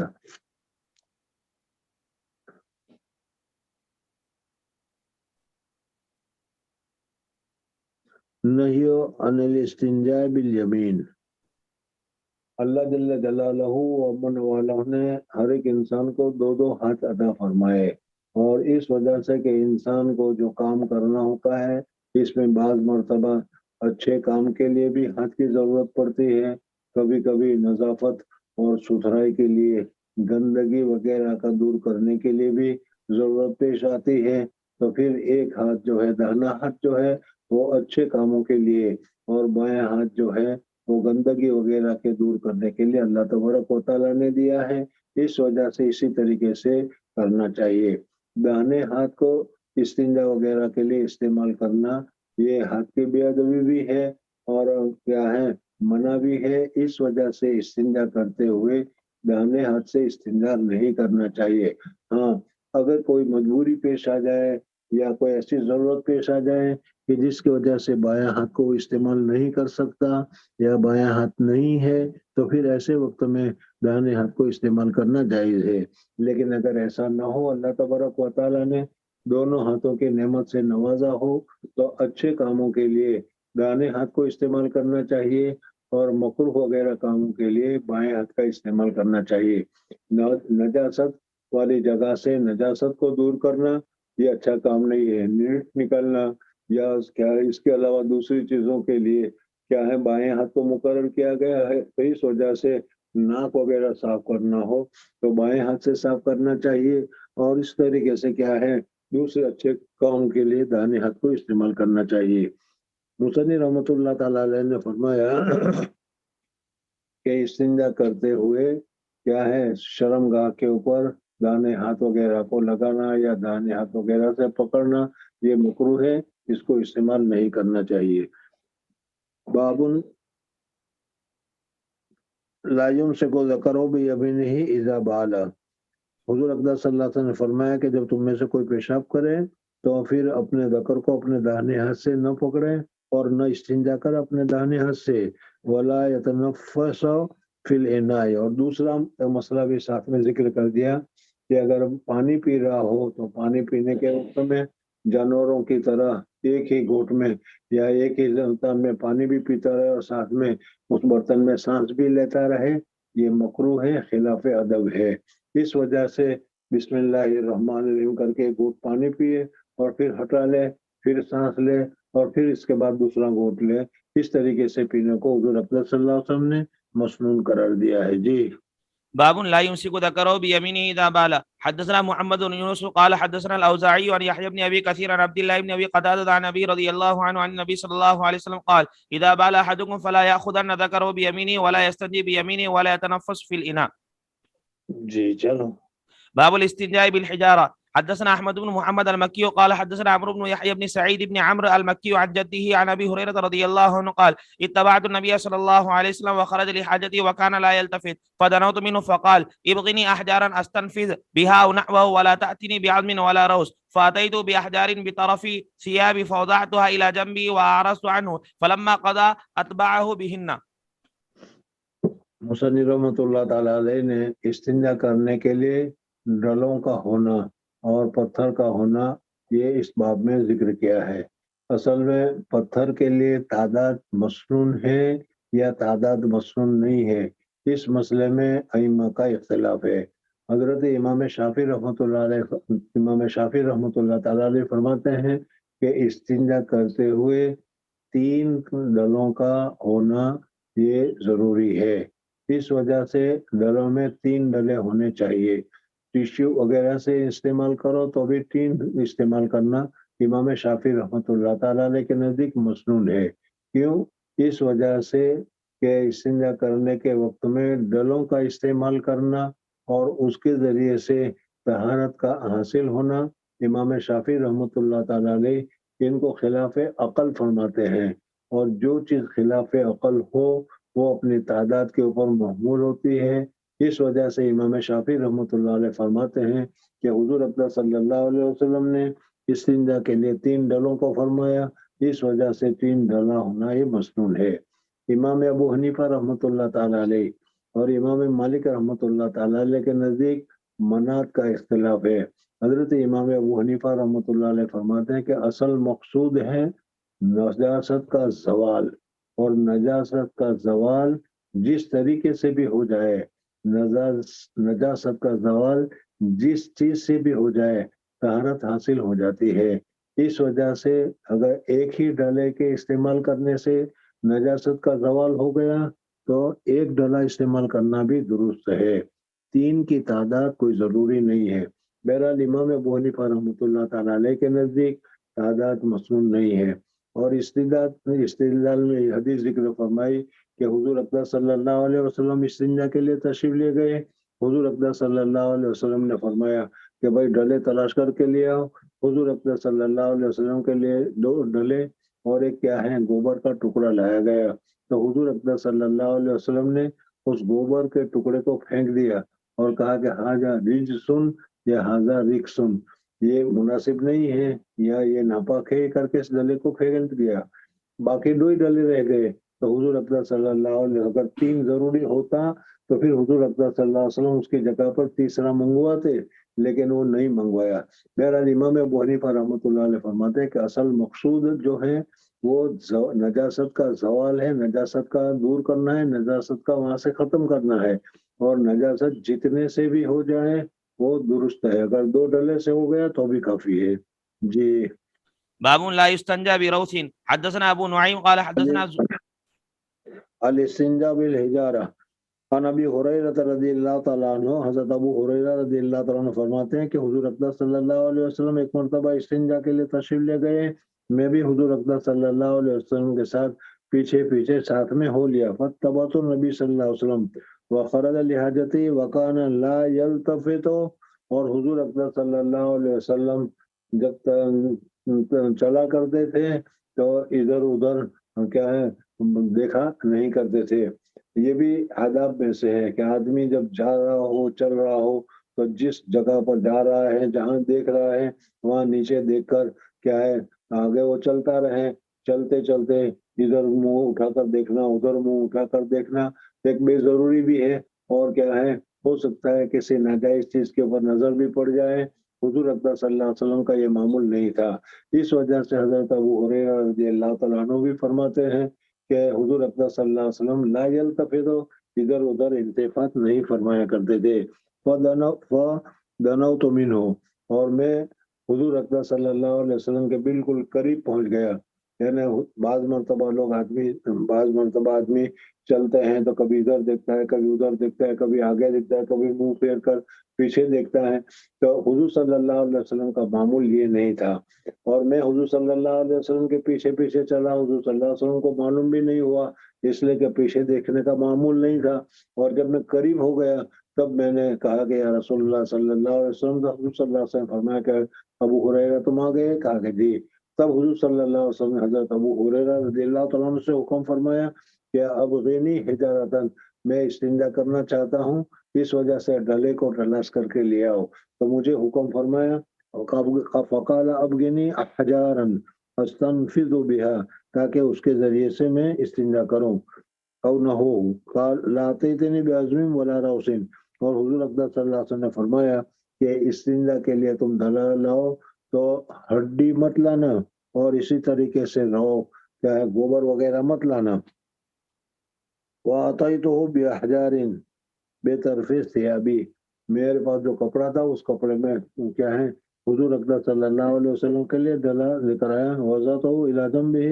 وَعَرَضْتُ، میں نے حضور صلی اللہ علیہ وسلم کے پاس رکھ دیا، اور رکھنے کے بعد وہاں سے ہٹ گیا تاکہ حضور صلی اللہ علیہ وسلم استنجا کر رہے ہیں تو بے ادبی وغیرہ نہ ہو، اور کیا ہے وَعَرَضْتُ عَنْهُ، حضور صلی اللہ علیہ وسلم سے میں نے اعراض کر لیا۔ فَلَمَّا قَضَى، پھر جب حضور اقدس صلی اللہ علیہ وسلم فارغ ہو گئے اور فارغ ہو کر وہاں سے باہر نکلے، قضا اتبعہ بہن، جی۔ باب لا يستنجى بروث حدثنا ابو نعيم قال حدثنا زهير عن ابي کہتے ہیں گوبر وغیرہ کو، یہ خود ہی ناپاک ہوتا ہے، اگر وہ خشک ہو گیا تو اس کے ذریعے سے بھی استنجا کرنا ڈلے کی طرح استعمال کرنا جائز نہیں ہے، ناپاکی سے ناپاکی دور نہیں ہوتی۔ جی حدثنا ابو نعيم قال حدثنا زهير عن ابي اسحاق قال ليس ابو عبيدة ذكره ولكن عبد الرحمن بن الاسود عن ابيه انه سمع عبد الله رضي الله عنه يقول اتى النبي صلى الله عليه وسلم الغائط فامرني ان اتيه بثلاثة احجار فوجدت حجرين والتمست الثالث فلم اجد فاخذت روسة فاتيته بها فاخذ الحجرين والقى الروسة وقال هذا ركس. وقال ابراهيم بن حضور اقدس صلی اللہ علیہ وسلم نے حضرت عبداللہ رضی اللہ تعالیٰ عنہ کو کہا کہ میرے لیے ڈلے کا انتظام کرو. وہ ڈلا لینے کے لیے گئے تو دو مٹی کے ڈلے لیے اور ایک گوبر کا ٹکڑا پڑا ہوا تھا سوکھا, اس کو لے لیا اور وہ لے کر آ گئے. حضور اقدس صلی اللہ علیہ وسلم نے اس گوبر کو پھینک دیا اور کیا ہے مٹی کے دلوں کو اختیار کر لیا. اتن نبی صلی اللہ علیہ وسلم الغائط فامر علی, مجھے حکم دیا ان آتیہ بثلاثۃ حجارین, 3 پتھر کو لے کر آؤں میں. فوجدت حجرین والتمست بثالث فلم اجد فاخذت روثۃ فاتیتہ بها, تیسرا میں نے پتھر تلاش کیا, مجھے نہیں ملا, تو وہاں ایک گوبر کا ٹکڑا تھا وہ میں نے لے لیا. فاخذ الحجرین والقى الروثۃ, حضور اقدس صلی اللہ علیہ وسلم نے 2 پتھر جو میں لایا تھا وہ تو استعمال کرنے کے لیے لے لی, اور وہ جو دوسرا گوبر کا جو ٹکڑا تھا اس کو حضور صلی اللہ علیہ وسلم نے پھینک دیا اور کہا کہ ھذا رکس, یہ ناپاک ہے. وقال ابراہیم ابن یوسف نبی اسحاق حدثني عبد الرحمن, یعنی یہاں پر متن میں جو انانا ذکر کیا گیا تھا اس کی وجہ سے یہ دوسری سند تمہارے سامنے ذکر کیجیے. باب الوضوء مرة. حدثنا محمد يوسف قال حدثنا سفيان عن زيد بن اسلم عن عطاء بن يسار عن ابن عباس رضي الله عنهما قال توضأ النبي صلى الله عليه وسلم مرة.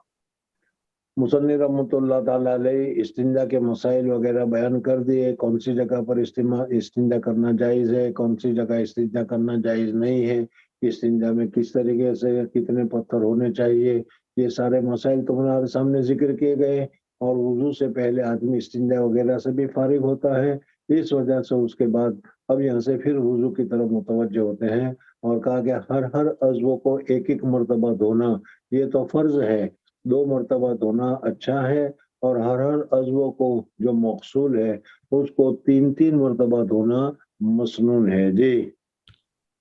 باب الوضوء ثلاثا. حدثنا عبد العزيز بن عبد الله الأويسي قال حدثني ابراهيم بن سعد بن ابن شهاب. الوضوء مرتن کھا گیا کیا؟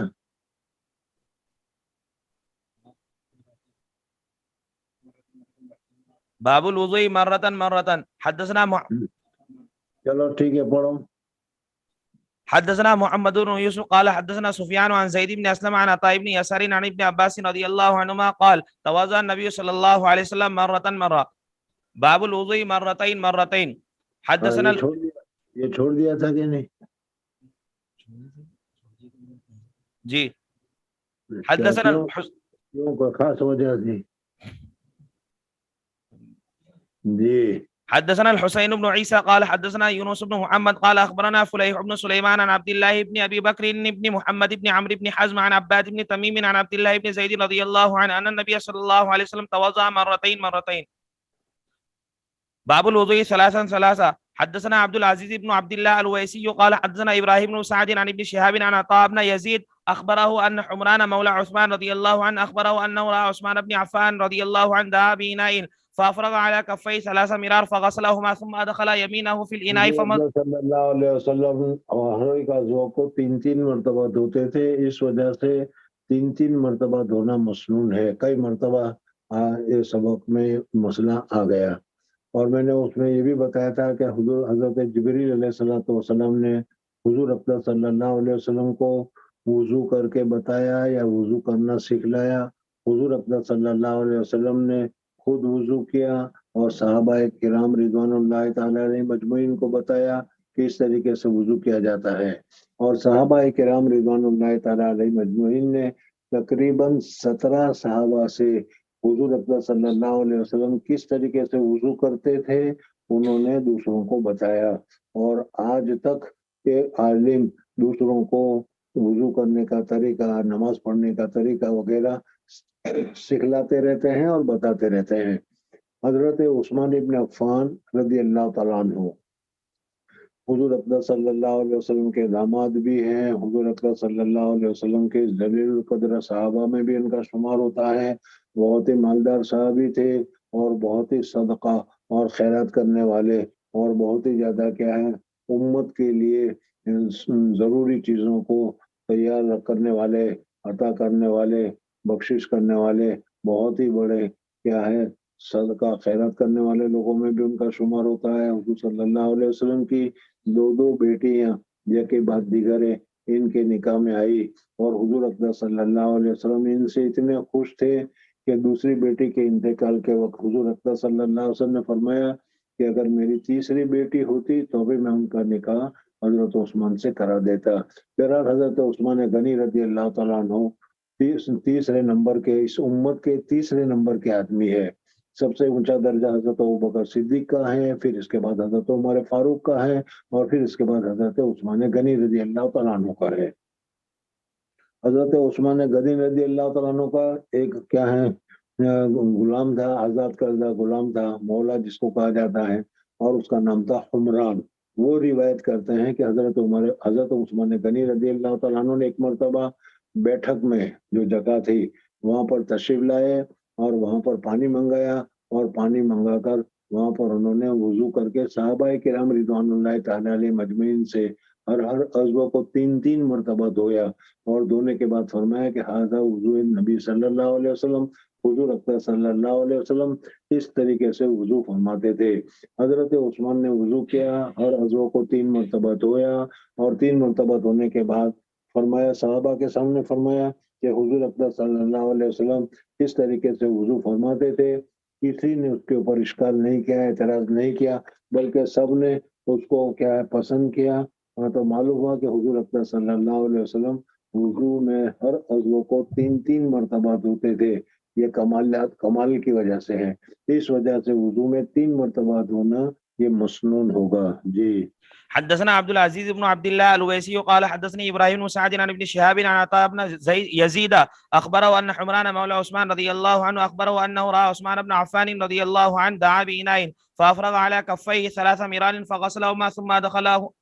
ثم أدخل بيمينه في الإناء فمضمض واستنثر ثم غسل وجهه 3 ويديه إلى المرفقين 3 مرار ثم مسح برأسه ثم غسل رجليه 3 مرار إلى الكعبين ثم قال رسول الله صلى الله عليه وسلم من توضأ نحو وضوء هذا ثم صلى ركعتين لا يحدث فيها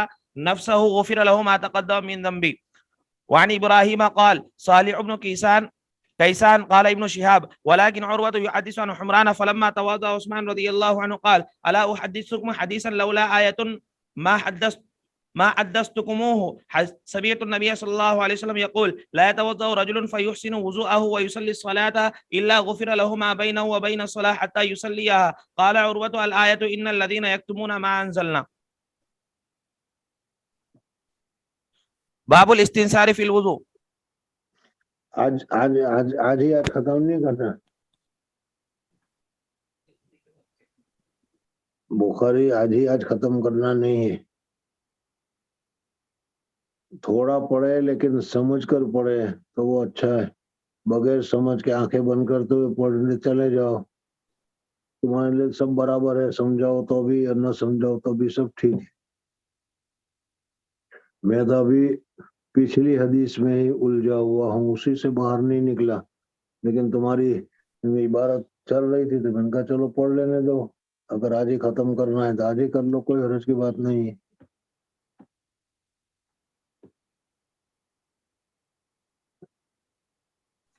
حضرت عثمان غنی رضی اللہ تعالیٰ عنہ کا حدیث تمہارے سامنے ذکر کی گئی تھی کہ حضرت عمران جو ان کے شاگرد بھی ہیں، ان کے کیا ہیں آزاد کردہ غلام بھی ہے، اور وہ حضرت عثمان غنی رضی اللہ تعالیٰ عنہ کا کیا ہے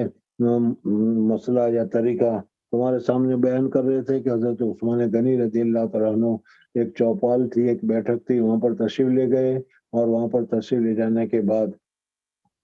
حضرت عثمان غنی رضی اللہ تعالیٰ عنہ نے پانی منگایا، اور پانی منگانے کے بعد پھر کس طریقے سے وضو کیا وہ پورا طریقہ اس حدیث میں ذکر کیا گیا ہے۔ افان دعا بِإِنَاءٍ فَأَفْرَغَ عَلَى كَفَّيْهِ، سب سے پہلے تو دونوں ہاتھوں پہنچوں تک 3 مرتبہ دھویا،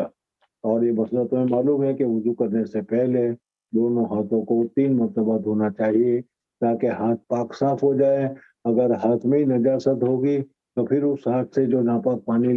لیا جائے گا وہ ناپاک ہو جائے گا، پھر وہ ناپاک پانی منہ پر ڈالو گے، ہاتھ پر ڈالو گے تو اور جگہ ناپاک ہوگی۔ اس وجہ سے سب سے پہلے دونوں ہاتھوں کو پہنچوں تک دھو لیا جائے تاکہ وہ نجاست ختم ہو جائے، نظافت اور پاکیزگی اور صفائی ہو جائے۔ اور پھر اس صورت میں علاقہ ثلاثہ مرارن فغسلہما، اور چونکہ وہ وقت نل سے وضو کرنے کا نہیں تھا بلکہ ایک برتن لایا گیا تھا، اس برتن میں پانی تھا، تو اس برتن کو جھکا کر پہلے دونوں ہاتھوں کو 3 مرتبہ دھویا، اور پھر جب کیا ہے کلی کرنے کی ضرورت پیش آئی، ناک میں پانی ڈالنے کی ضرورت پیش آئی، تو ہاتھ کو اسی برتن میں ڈالا گیا، لوٹا ہوگا یا لوٹا میں یا تپیلی ہوگی تو تپیلی میں جو پانی تھا اس میں ڈال کر کیا ہے انہوں نے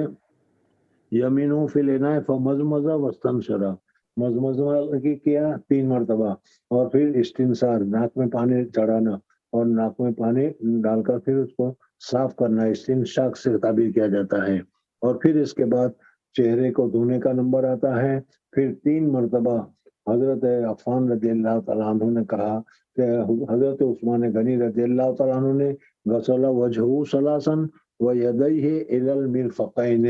اور دونوں ہاتھوں کو کوہنیوں تک یعنی کوہنیوں سمیت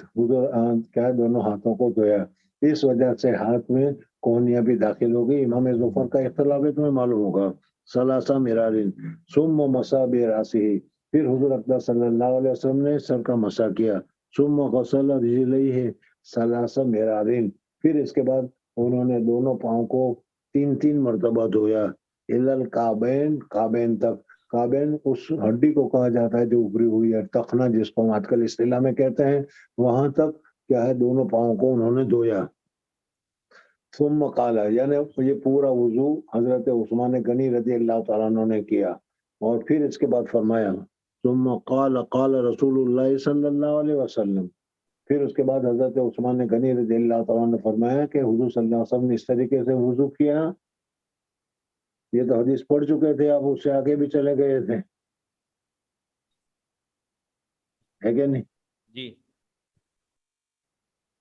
حضرت عثمان غنی رضی اللہ تعالیٰ عنہ فرماتے ہیں کہ حضور اکرم صلی اللہ علیہ وسلم نے اس ترتیب کے ساتھ سنت طریقہ کے مطابق جو ہے جیسا کہ ابھی آپ نے سنا وضو کیا، اور وضو کرنے کے بعد فرمایا من توضا نہ ہو وضوئی ھذا، جس آدمی نے میرے اس وضو کی طرح سنن اور مستحبات کی رعایت کرتے ہوئے وضو کیا، نہ وہ وضوئی ھذا کا مطلب یہ ہے کہ جس طریقے سے حضور صلی اللہ علیہ وسلم نے وضو کیا سنت کی رعایت کرتے ہوئے، ہر عضو کو 3 مرتبہ دھویا، تو وضو کی جو سنن ہے، وضو کی جو مستحبات ہیں، اس مستحبات کی رعایت کرتے ہوئے جس آدمی نے وضو کیا ثم صلی رکعتین، پھر اس کے بعد 2 رکعت نماز پڑھی، یہ 2 رکعت تحیۃ الوضو بھی کہی جا سکتی ہے، یہ 2 رکعت نفل بھی کہی جا سکتی ہے، یعنی اگر کسی آدمی نے اچھی طریقے سے سنت کے مطابق وضو کرے اور وضو کرنے کے بعد 2 رکعت نفل پڑھے، لا یحدث فیہما نفسہ، کہ اس میں اپنے نفس کے ساتھ بات نہ کرے، یعنی وسوسے وغیرہ اس کو نہ آئے اور نفس کی طرف متوجہ نہ ہو، اور اس کا پورا دھیان نفل میں، پورا دھیان اللہ تبارک و تعالیٰ کی طرف سے ہو، اور نماز پڑھتے ہوئے خیالات وغیرہ نہ لائے، تو کیا ہوگا غفر لہ ما تقدم من ذنبہ، اللہ جل جلالہ ومن والہ اس کے جتنے گناہ اس سے پہلے ہوئے ہیں اس 2 رکعت پڑھنے کی وجہ سے اللہ جل جلالہ اس کے سارے گناہوں کو معاف فرما دیتے ہیں۔ حضرت حاجی امداد اللہ مہاجر مکی رحمۃ اللہ تعالی علیہ ہمارے سلسلے کے کیا سید الطائفہ کہے جاتے ہیں، بہت ہی بڑے بزرگ، بہت ہی بڑے صاحب کشف ہیں، اور وہ ہجرت کر کے مکہ مکرمہ تشریف لے گئے، اور مکہ مکرمہ ہی میں ان کا انتقال ہوا۔ حضرت مولانا رشید احمد گنگوئی رحمۃ اللہ تعالی علیہ، حضرت مولانا قاسم رحمۃ اللہ، قاسم نانوتوی رحمۃ اللہ علیہ، حضرت مولانا تھانوی رحمۃ اللہ تعالی علیہ وغیرہ، یہ حضرت کے اجل خلفاء میں ہے۔ ان کے علاوہ بھی حضرت حاجی امداداللہ مہاجر مکی رحمۃ اللہ علیہ کے دوسرے خلفاء بھی اور بھی ذکر کیے جاتے ہیں، اوروں کو بھی انہوں نے اجازت مرامت فرمائی۔ حضرت مدنی رحمۃ اللہ تعالیٰ علیہ کو، حضرت مولانا خلیل احمد صاحب سانپوری رحمۃ اللہ تعالیٰ علیہ کو، اور اندھیر کے گورے غریبوں میں مدفون مولانا اصغر میاں صاحب رحمۃ اللہ تعالیٰ وغیرہ کو یہ ان کے خلفاء شمار کیے جاتے ہیں۔ خیر، حضرت حاجی امداد اللہ مہاجر مکی رحمۃ اللہ تعالیٰ علیہ کے خلفاء میں سے ایک بہت بڑے بزرگ تھے۔ جب انہوں نے پہلی مرتبہ اس حدیث کو سنا کہ کوئی آدمی سنت طریقہ کے مطابق اچھی طریقے سے وضو کرے اور وضو کرنے کے بعد 2 رکعت نماز پڑھے، لیکن اس 2 رکعت میں کوئی وسوسہ نہ آئے، یہ شرط ہے، تو پھر اس صورت میں اللہ تبارک و تعالیٰ اس کے سارے گناہ کو معاف فرما دیتے ہیں۔ اصل تو ہونا تو یہی چاہیے کہ جو حدیث ہم نے سنی، جو حدیث ہمیں نہیں معلوم ہوئی، تو پھر اس کے اوپر اسی وقت سے ہمارا اس کے اوپر عمل ہو جانا چاہیے۔ لیکن ہم پڑھتے ہیں اور پڑھنے کے بعد پڑھنے کے ہی گھر سے پڑھ لیتے ہیں، عمل کرنا یہ ہمارا مقصد نہیں ہوتا ہے، یا اس کے اوپر ہم توجہ نہیں کرتے ہیں۔ اور جبکہ یہ اکابرین تھے، وہ حدیث کو پڑھتے ہی تھے اس لیے تاکہ اس کے اوپر عمل کرنا نصیب ہو۔ بہرحال ان کے دل میں خیال آیا کہ جب اس حدیث میں یہ بتایا گیا ہے کہ سنت طریقہ کے مطابق وضو کر کے اگر کوئی آدمی اخلاص کے ساتھ 2 رکعت نماز پڑھے تو اللہ تبارک و تعالیٰ اس کے سارے گناہ کو معاف فرما دیتے ہیں۔ اس وجہ سے انہوں نے کہا کہ آج میں نے ٹھان لیا کہ میں آج 2 رکعت نماز ایسی پڑھوں گا کہ جس کی وجہ سے حضور اقدس صلی اللہ علیہ وسلم نے اس حدیث میں جو فضیلت بیان فرمائی ہے وہ فضیلت حاصل ہو جائے اور میرے سارے گناہ اللہ تبارک و تعالیٰ معاف فرما دے۔ چنانچہ انہوں نے بہت ہی سنت طریقہ کے مطابق وضو کیا۔ اس میں شرط ہے کہ وضو صرف 4 اعضاء کا دھونا مقصود نہ ہو، بلکہ سنت طریقہ کے مطابق وضو کرے۔ وضو کرنے کے بعد میں نے سنت طریقہ کے مطابق وضو کیا اور وضو کرنے کے بعد 2 رکعت نفل پڑھی، اور چونکہ اس نفل میں یہ تھا کہ وسوسہ وغیرہ نہ آئے، اس وجہ سے کیا ہے میں نے اپنے دونوں آنکھوں کو بھی بند کر لیا تاکہ میرا ذہن پوری طریقے سے نماز کی طرف متوجہ ہو اور ادھر ادھر کی چیزوں کو دیکھ کر کیا ہے دل میں دماغ میں خیالات وغیرہ نہ آئے۔ تو میں نے 2 رکعت بہت ہی کیا ہے پوری توجہ سے 2 رکعت نفل پڑھی، اور اسی مقصد سے پڑھی کہ اللہ تبارک و تعالیٰ میرے گناہ کو معاف فرما دے۔ کیونکہ حضرت حاجی امداد اللہ مہاجر مکی رحمۃ اللہ علیہ کے بڑے خلفاء میں ان کا شمار ہوتا تھا، صاحب کشف و کرامت آدمی تھے، اس وجہ سے نماز پڑھنے کے بعد پھر ان کے دل میں خیال آیا کہ میں دیکھوں اللہ تبارک و تعالیٰ کے یہاں میری یہ 2 رکعت نماز جو میں نے ابھی پڑھی ہے وہ قبول ہوئی یا نہیں ہوئی، کیا ہوا۔ اس وجہ سے انہوں نے کیا مراقبہ کیا۔ مراقبہ کیا تو مراقبہ میں وہ فرماتے کہ میں نے دیکھا کہ ایک عورت ہے، دور سے میں نے دیکھا کہ ایک دور سے ایک عورت ہے، وہ آ رہی ہے اور اتنی حسین جمیل ہے، اتنے عمدہ بہترین کپڑے پہن رکھے ہیں، اتنے بہترین زیورات پہن رکھے ہیں، پوری طریقے سے مزین ہے اور بہت ہی حسین اور جمیل ہے، اور اتنی حسین اور جمیل میں نے اس سے پہلے کسی عورت کو دیکھا نہیں تھا۔ وہ میں نے دیکھا، وہ جب میرے قریب آئی تو میں نے دیکھا کہ وہ ساری ہر چیز میں وہ کامل ہے، لیکن اللہ کی قدرت کے آنکھوں سے وہ اندھی ہے۔ تو مجھے بہت ہی رنج ہوا کہ اتنی حسین جمیل عورت اور آنکھوں سے اندھی ہے، لیکن کیا ہے وہ تو اللہ والے لوگ تھے، ہماری طرح نفسانیت والے نہیں تھے، اس وجہ سے انہوں نے یہ کیا کوئی نفسانی خواہشات وغیرہ کی طرف توجہ نہیں کیا، بلکہ انہوں نے یہ سوچا کہ اللہ تبارک و تعالیٰ نے صورت مثالیہ میں ایک عورت مجھے دکھلائی اور وہ آنکھوں سے اندھی ہے، اس کا کیا مطلب ہے۔ پریشان ہوئے، سمجھ میں نہیں آیا کہ میں نے تو 2 رکعت نماز پڑھی تھی، اور 2 رکعت نماز اس وجہ سے پڑھی تھی تاکہ اللہ تبارک و تعالیٰ میرے گناہ کو معاف کر دے اور کوئی وسوسہ نہ آئے، کوئی خیال نہ آئے इस वजह से मैंने आंखें बंद भी कर ली थी। तो अब ये देखा मुकाशफा में उनको ये चीजें नजर आई। हजरत हाजी साहब रहमतुल्लाह ताला अलैह के पास गए। हजरत हाजी साहब रहमतुल्लाह ताला अलैह, मैंने बताया कि बहुत ही ऊंचा दर्जा था, सैयदुत ताइफा थे।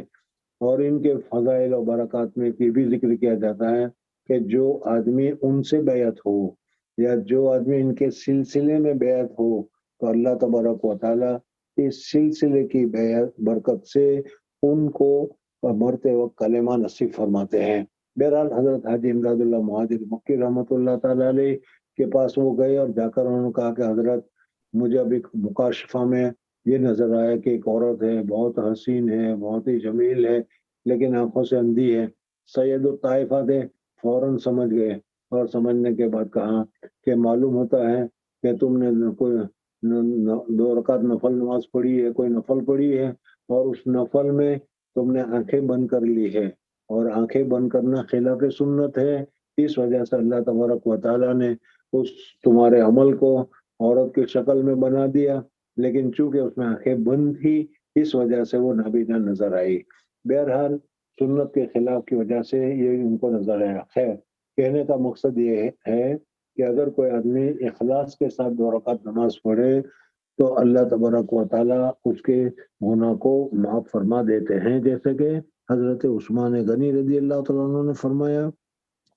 ला युहद्दिसु फीहिमा नफ्सन गुफिर लहु मा तक़द्दम मिन ज़म्बिही। वन इब्राहीम क़ाल साल इब्न कैसान क़ाल इब्न शिहाब वलाकिन उर्वत युहद्दिसु अन हुमरान फलम्मा तवज़्ज़ा उस्मान क़ाल लौ हद्दिसन्नकुम हदीसन लौला आयतन मा हद्दस्तकुमुहु। हजरत दूसरी सनद इमाम बुखारी रहमतुल्लाह ताला अलैह ने जिक्र किया और फरमाया कि हजरत उस्मान गनी रजी अल्लाह ताला अन्हु ने वुजू किया और वुजू करने के बाद फिर इरशाद फरमाया कि देखो, कुरान पाक में अल्लाह तबारक व तआला ने कितमान इल्म से मना फरमाया है। अगर कुरान पाक में ये आयत न होती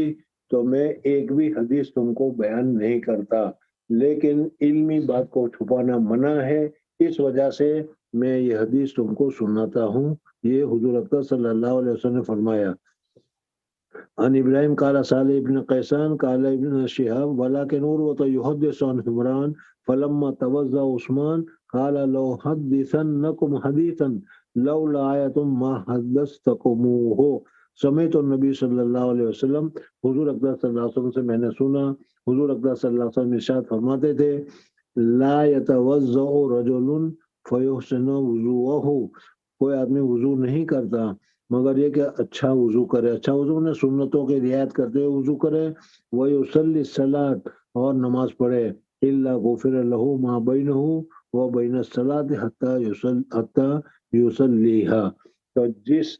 नमाज से उसने पढ़ा है उसके बाद जो सी नमाज पढ़ा जाएगा, उसके दरमियान में जितने गुनाह होंगे वो गुनाह अल्लाह तबारक व तआला माफ फरमा देगा। यानी अगर किसी आदमी ने फजर के वुजू किया, अच्छा वुजू किया और अच्छा वुजू करके फजर की नमाज उसने पढ़ी, अब उसके बाद जब जोहर का वक्त आया तो फिर वुजू किया और वुजू करके उसने जोहर की नमाज पढ़ी, तब फजर से लेकर जोहर तक दरमियान में जितना भी वक्त गुजरा हो और उसमें जितने भी गुनाह सगीरा हो गए हो, अल्लाह जल्ल जलालहू व मन वालहू उन सारे गुनाहों को माफ फरमा देते हैं। गुफिर लहू मा बैनहू व बैन सलात लती हत्ता युसल्लीहा। काला उर्वता, हजरत उर्वा फरमाते हैं कि हजरत उस्मान ने जो फरमाया कि कुरान पाक की जो आयत न होती तो मैं तुमको बिल्कुल नहीं हदीस बयान नहीं करता। वो आयत कौन सी है? काला उर्वत अल आया इन्नल्लज़ीना यक्तुमून मा अंज़लना। वो लोग जो छुपाते हैं उस चीज को जो हमने नाजिल किया। बहरहाल इस हदीस से मालूम हुआ और आप हजरत के दिल में भी आया होगा कि अमल करके देखना चाहिए, मसनून तरीका पर सुन्नतों की रियायत करते हुए, मुस्तहब्बात की रियायत करते हुए 2 रकात नमाज पढ़ो और 2 रकात नमाज में वसाविस वगैरह को मत लाओ। देखो, 2 चीजें अलग है। एक तो जानबूझकर सोचना, मसलन हम नमाज में खड़े हो गए और नमाज में खड़े होकर हमने जबान से तो वो चल रहा है टैप रिकॉर्ड की तरह, لیکن دماغ ہم سوچنا شروع کر دیتے ہیں کہ ابھی وہاں جانا ہے، اس سے ملنا ہے، اس سے بات کرنا ہے، وہ لانا ہے، وہ لانا ہے. یہ خود تصورات اور یہ کیا ہے خیالات کا لانا ہے، یہ منع ہے. اگر تم خیالات کو نہ لاؤ لیکن اس کے باوجود تمہارے دل میں آ جائے، جیسے ٹیلی ویژن پر کیا ہے نظارے وغیرہ ایک کے بعد ایک آتے رہتے ہیں، اسی طریقے سے ہمارے دماغ پر ہم تو نہیں غور کرتے، ہم تو نہیں سوچتے، لیکن اس کے باوجود ہمارا دماغ اس کی طرف متوجہ ہو جاتا ہے. تو یہ ہمارے اختیار سے باہر ہے. اس لیے ایسے اتفاقاً جو وساوس وغیرہ آتے رہتے ہیں اس کے اوپر ہماری گرفت بھی نہیں ہوگی، اور اللہ تبارک و تعالیٰ کے یہاں پکڑ بھی نہیں ہوگی، اللہ تبارک و تعالیٰ کے یہاں پوچھ بھی نہیں ہوگی. ہاں، اس وجہ سے سوچنا اور تصور کرنا اور تصور کر کے لانا تو منع ہے، لیکن بغیر تصور کے بغیر سوچ کے اگر آ جائے تو پھر وہ منع نہیں ہے. ہاں، اس وقت اب اس کے آنے کے بعد پھر ہم اس تصور کی طرف نہ لگ جائیں، یہ ضروری ہے. بہرحال 2 رکعت نماز پڑھیں اور اس میں کسی قسم کا یہ تصور وغیرہ نہ ہو. اللہ جل جلالہ اس کے گناہوں کو معاف فرما دیتے ہیں. جیسے حضرت حاجی صاحب رحمۃ اللہ علیہ کا زمانے کا واقعہ میں نے تم ذکر کیا، اور اس حدیث پاک کو میں نے تمہارے سامنے ذکر کیا. جی. باب الاستنصار في الوضوء ذكره عثمان وعبد الله بن زيد وابن عباس رضي الله عنهم عن النبي صلى الله عليه وسلم. حدثنا عبدان قال أخبرنا وعبد الله قال أخبرنا يونس عن الزهري قال اخبرنا وعبد اللہ کہاں ہے؟ قال أخبرنا عبد الله قال أخبرنا يونس عن الزهري قال أخبرني أبو إدريس أنه سمع أبا هريرة رضي الله عنه عن النبي صلى الله عليه وسلم أنه قال من توضأ فليستنصر ومن استجمر فليوتر. ناک میں پانی ڈالنا اور پھر ناک میں سے پانی کو نکالنا، اس کو استنصار سے تعبیر کیا جاتا ہے. یہ بھی مسنون ہے، یہ بھی کرنا چاہیے. جی. باب الاستجمار وترا حدثنا عبد الله بن يوسف قال أخبرنا مالك رحمه الله عن أبي الزناد عن الأعرج عن أبي هريرة رضي الله عنه أن رسول الله صلى الله عليه وسلم قال إذا توضأ أحدكم فليجعل في أنفه ماء ثم ليستنثر ومن استجمر فليوتر وإذا استيقظ أحدكم من نومه فليغسل يده قبل أن يدخلها في وضوئه فإن أحدكم لا يدري أين باتت يده. میں نے شروع میں تمہیں بتایا تھا کہ امام بخاری رحمۃ اللہ تعالی علیہ نے وضو کے بیان میں ترتیب کو ملحوظ رکھا ہے یا ترتیب کو ملحوظ نہیں رکھا، اور یعنی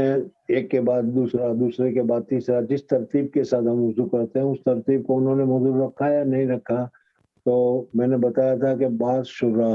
علامہ کرمانی رحمۃ اللہ تعالی علیہ وغیرہ وہ تو صاف فرما دیتے ہیں کہ امام بخاری رحمۃ اللہ تعالی علیہ نے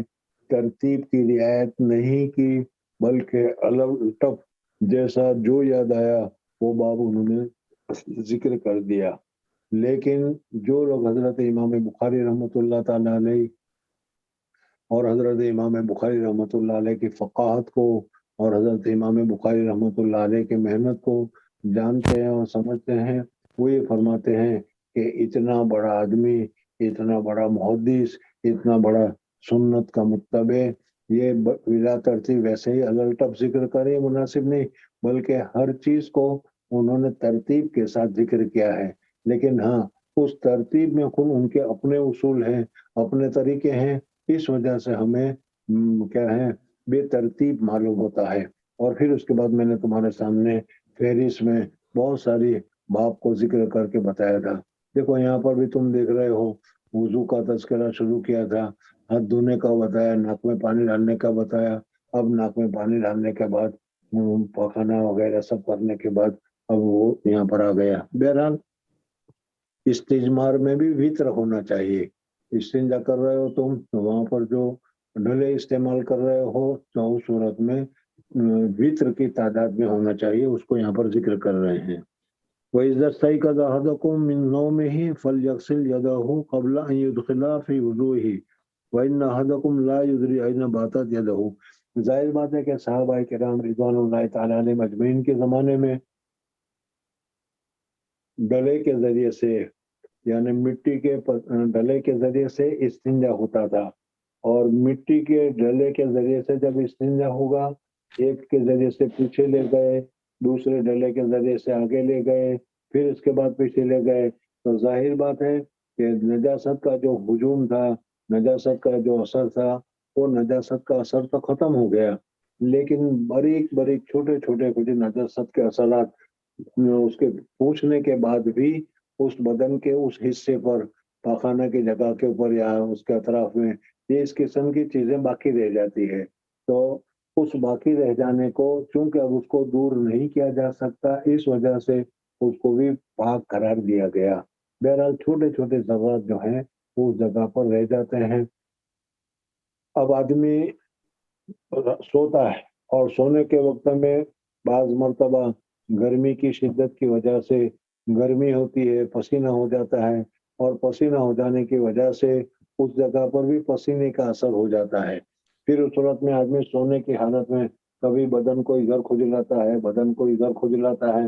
تو اس وقت میں استنجا کی جگہ پر بھی اگر کبھی خارش ہوئی اور کھجلا دیا تو وہاں پر جو باریک باریک کیا نجاست کے جو اجزاء رہ گئے تھے وہ اس کے ناخن وغیرہ میں لگے رہ جاتے ہیں. اس وجہ سے حدیث پاک میں حکم دیا ہے کہ جب آدمی نوم سے اٹھے تو اٹھنے کے بعد سب سے پہلے اپنے دونوں ہاتھوں کو پونچھوں تک دھو لے، تاکہ اگر اس کا ہاتھ نجاست کے اوپر لگا ہو یا اس کے ہاتھ میں اس قسم کی نجاست لگی ہو تو پھر وہ ہے 3 مرتبہ دھونے کی وجہ سے وہ پاک صاف ہو جائے. تو اسی وجہ سے قبل یدخل لینا،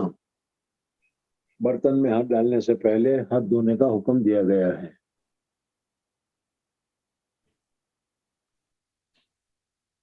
الاستنصار فی الوضو، وضو میں ناک میں پانی ڈالنا، استنصار ناک میں پانی ڈالنے کو کہا جاتا ہے، اور استنشاق ناک میں سے پانی کو دور کرنا، صاف کرنے کو کہا جاتا ہے. جی. باب غسل الرجلين ولا يمسح على القدمين. حدثنا موسى الاستنصار فی الوضو، یہ تو ہو گیا. باب الاستجمار وطرن، استجمار میں وطر ہونا چاہیے، یعنی وطر کی طاق عادات کی 3، 5، 7 کا اہتمام کرنا چاہیے، یہ بتایا. قبل يدخل فی الوضو فإن أحدكم لا يدري أن بيت باب غسل الرجلين. جی. باب غسل الرجلين ولا يمسح على القدمين. بس کر دے، بس کر دے.